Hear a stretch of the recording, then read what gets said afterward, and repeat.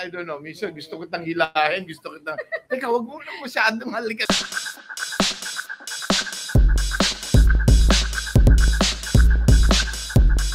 Nag-meet na kayo kasi nung Grand Media Con, virtual lang si Ate B. Nung parada, wala rin si Ate B. Nung Sabado, kumusta ka na ngayon, Ate B? Negative na. Nabati ko muna yung lahat-lahat ng mga fans, mga Vilmania, sa lahat po ng mga nanonood ngayon. Magandang gabi po sa inyong lahat. Maraming salamat sa inyong lahat for joining us. Anyway, nung major media press con, nagkasakit po ako noon. And kaya hindi lang pwedeng wala ako doon, pero aaminin ko na po na positive po ako sa COVID noon. At dinesisyonan ko na po na hindi na pumunta doon sa affair, and at the same time, hindi rin ako nakasama sa parada dahil ayokong makahawa. So, mas importante yung health. Pero sana naintindihan naman ng lahat. But I'm much better now. Negative na po. Let's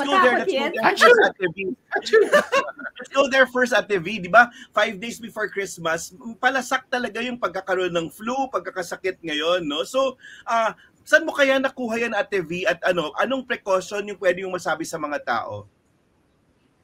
Alam nyo, sa totoo lang po, hindi ko alam kung saan ko nakuha. Pero ang masasabi ko lang, hindi tayo nagmamask yet.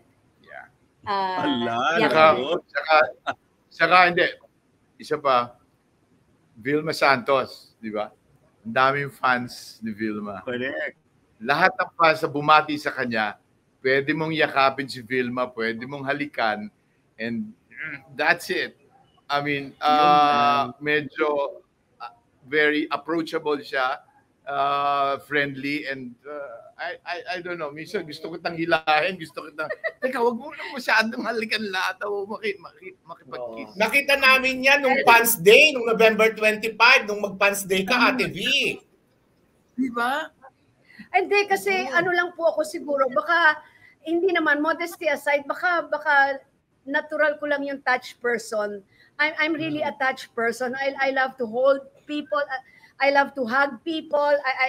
It's just that, siguro. And maybe hindi lang ako nagkaroon ng konting beware, pero wala eh. When they love you, they love you. And for that, I appreciate them and I hug them too.